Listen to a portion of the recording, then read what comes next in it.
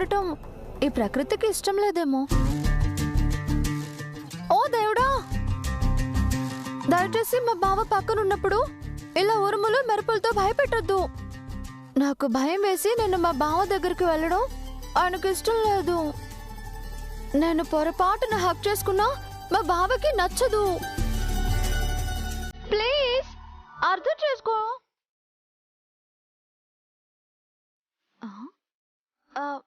బావా, దేవుణ్ణి రిక్వెస్ట్ చేసేసాను. మనల్ని దూరంగా ఉంచాలో దగ్గరగా ఉంచాలో ఆయన చూసుకుంటారు. నేను మాత్రం నీకు దూరంగానే ఉంటాను బావా.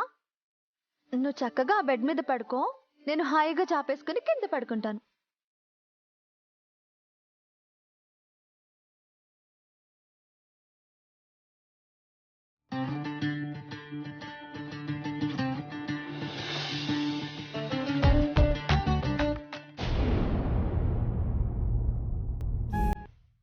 గుడ్ నైట్ బావా, స్వీట్ డ్రీమ్స్. స్వీట్ డ్రీమ్స్ అంటే ఆ డ్రీమ్లో నేనుంటానని కాదు. మా అక్క చైత్ర నీ డ్రీమ్స్ లో ఉండాలని స్వీట్ డ్రీమ్స్ అంటున్నా.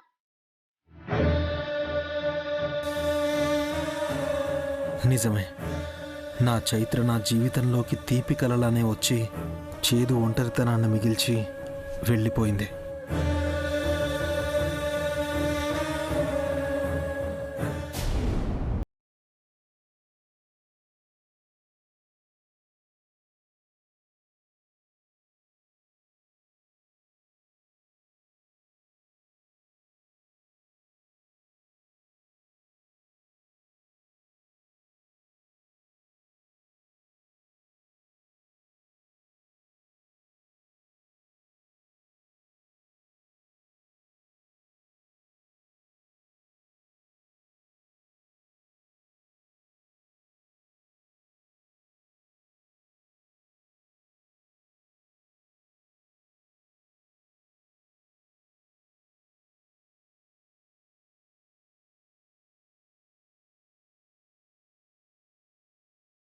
ఇంకెక్కడే ఉంటుంది కదా.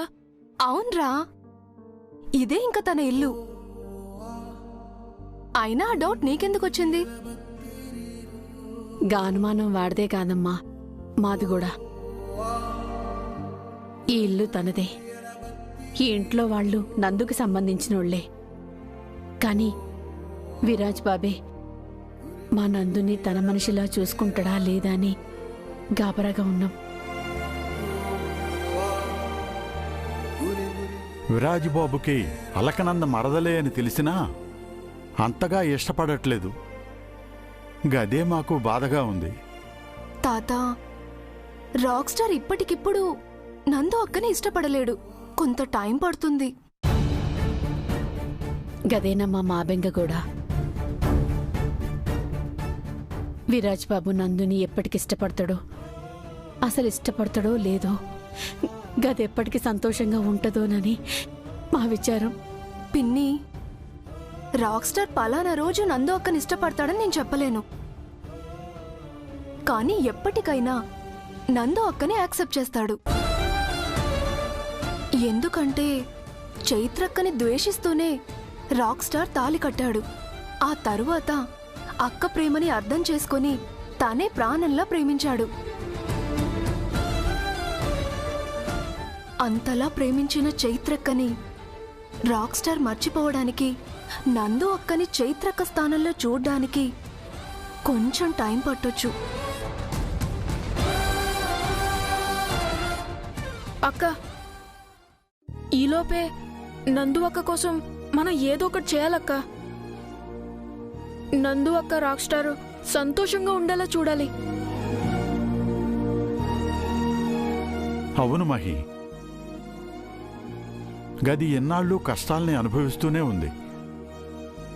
ఇకనైనా గది ఆనందంగా ఉండాలి. విరాజ్ బాబు ఎట్లయినా నందుని మనస్ఫూర్తిగా తన భార్యగా అంగీకరిస్తే అంతే చాలమ్మా. గా పని నువ్వే దగ్గరుండి చెయ్యాలి బిడ్డా. అవునక్క, ఏదో ఒకటి చేసి నందు అక్కని రాక్ స్టార్ని కలుపక్క ప్లీజ్.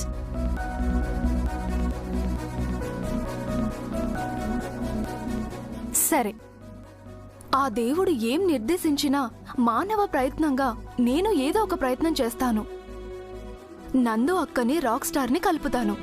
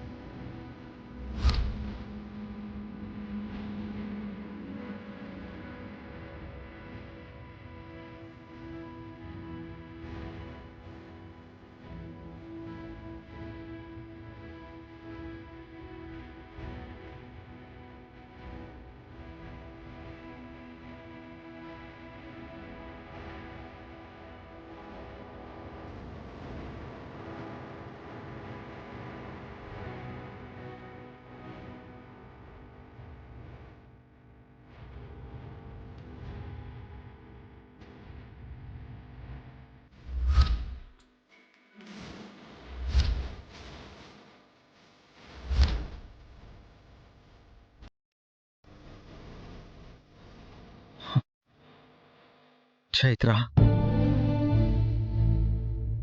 వచ్చావా? నా కోసం వచ్చావా? ఇన్ని రోజులకి మళ్ళీ కనిపించావా? నీకోసమే వచ్చాను కన్నయ్య.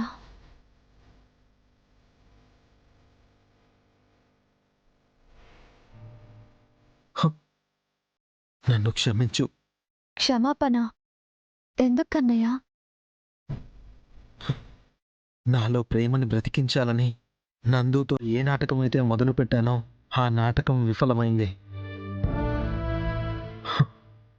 అనుకోని పరిస్థితిలో నందు మెడలో తాళి కట్టాను.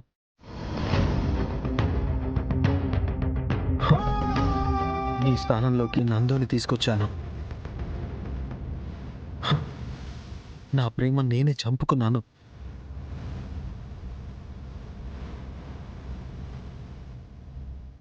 ఆ క్షణంలో నాకు మరొక దారి కనబడలేదు. మన ప్రేమ ముఖ్యమా, తన ప్రాణం ముఖ్యమా అని చూసుకుంటే ప్రాణమే ముఖ్యమనిపించింది. గత్యంతరం లేక తాళి కట్టేశాను. ఇప్పుడు గమ్యమేంటో తెలియక విలవిల్లాడుతున్నాను. కన్నయ్య, బాధపడకు.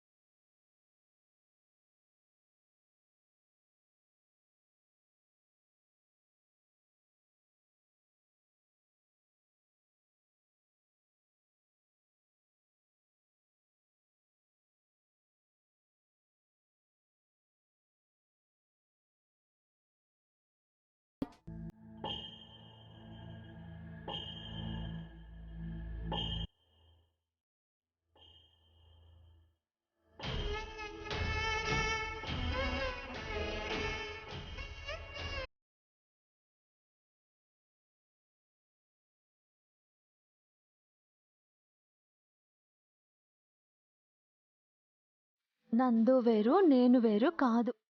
తను నాలో సగం.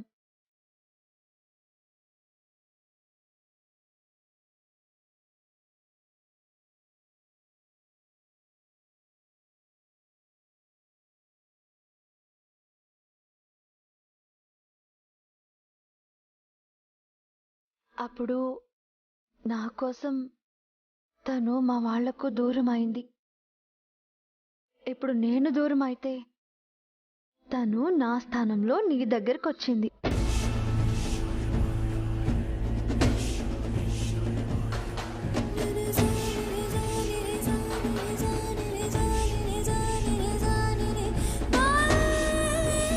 కన్నయ్య, నాకు మాటిస్తావా? నీకోసం ఏమైనా చేస్తానని నీకు తెలుసు కదా. అయితే నీ మనసులో నందుకి స్థానం ఇవ్వు.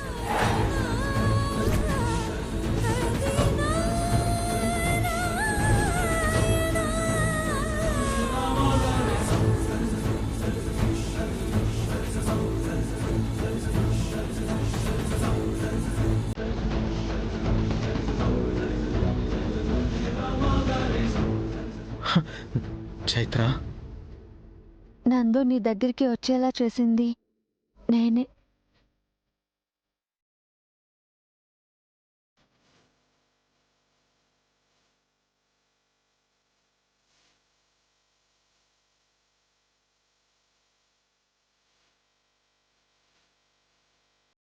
నా కోరిక ఎప్పుడు నీ సంతోషమే కన్నయ్య.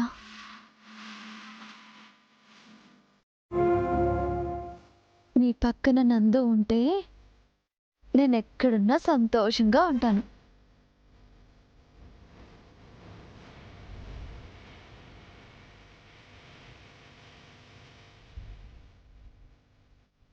నా సంతోషం నువ్వు కోరుకుంటావని నా నమ్మకం కన్నయ్య. కానీ కన్నయ్య, తను వేరు నేను వేరు అని నువ్వు నందుని దూరంగా ఉంచితే ఈ చైత్రని నువ్వు దూరం చేసుకుంటున్నట్టే.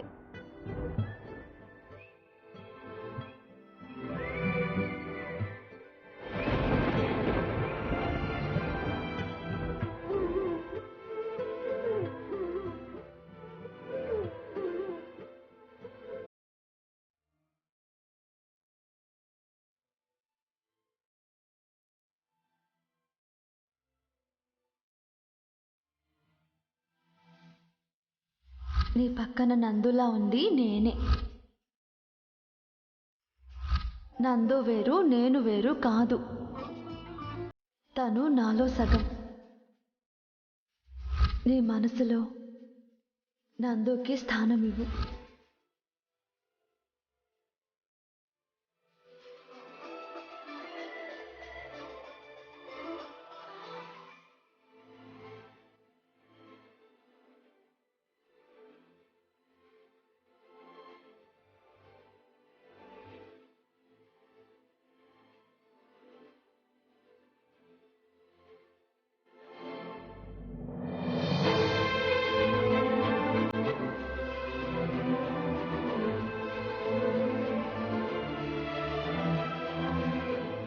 నా చైత్ర నీలోనే ఉందని అంటుంది.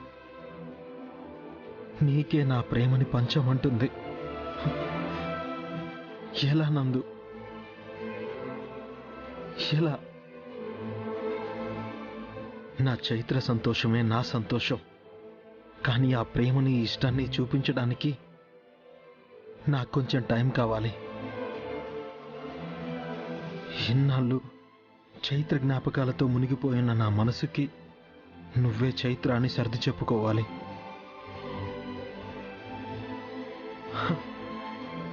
చైత్ర ప్రేమే ఊపిరిగా పీల్చుకుంటున్న నా హృదయానికి నీలోనే నా చైత్ర ఉందని నచ్చ చెప్పాలి.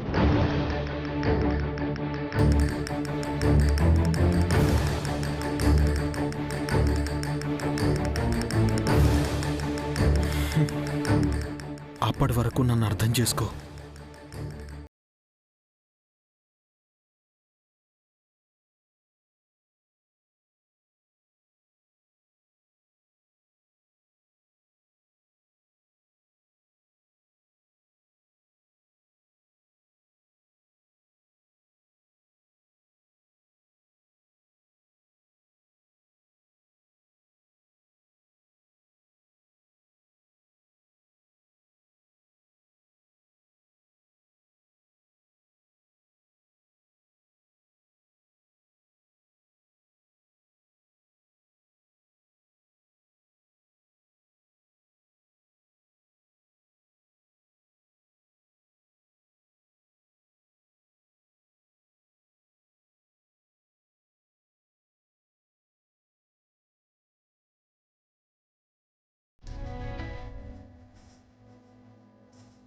అత్తయ్య, నా చేత్తో కాఫీ చేశాను.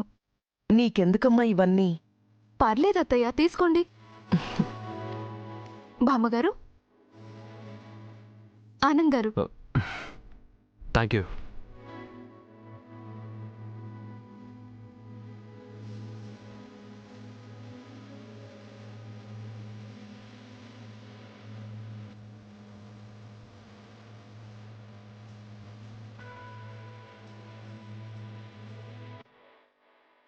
ఇంట్లో జరుగుతున్న ఈ గొడవల సమస్యలతో అక్క రాక్ స్టారు ఆనందంగా ఉండలేరేమో అనిపిస్తుంది ఆనంద్ గారు. నువ్వు చెప్పింది కరెక్టే మాహి.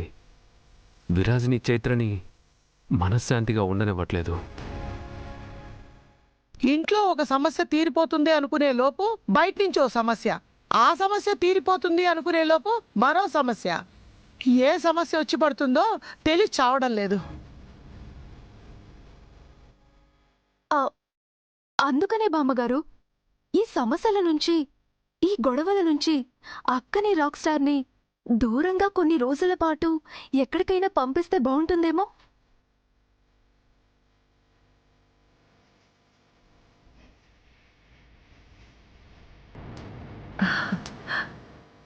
మంచి ఆలోచన మహి. వాళ్ళని కొన్ని రోజులు ప్రశాంతంగా ఎటైనా పంపించేస్తే సంతోషంగా ఉంటారు. హా,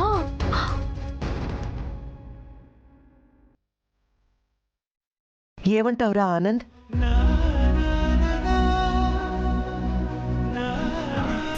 అవును, పంపించొచ్చు.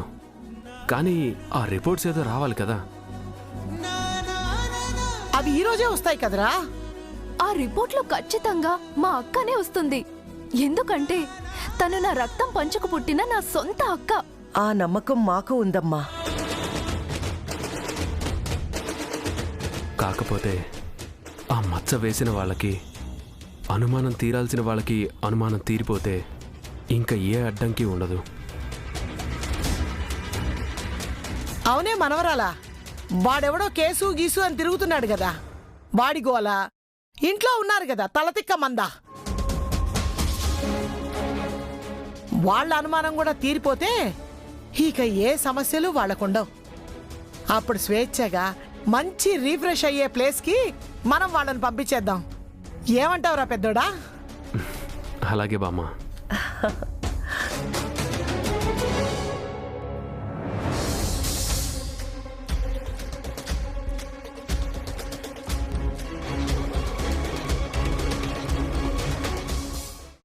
మనం దాన్ని ఉరికంబం ఎక్కించాలని చూస్తుంటే వీళ్ళేంటి మామ్ ఇలాంటి ప్లాన్లు వేస్తున్నారు?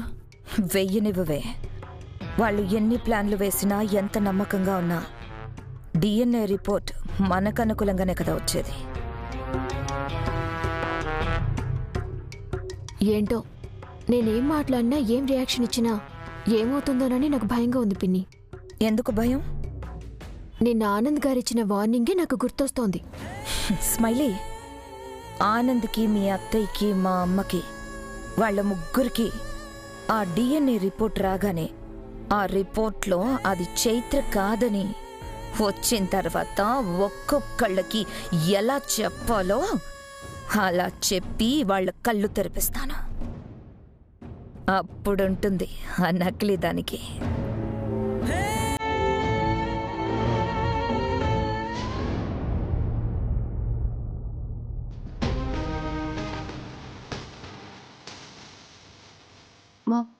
మహి వస్తుంది, నేను వెళ్తాను.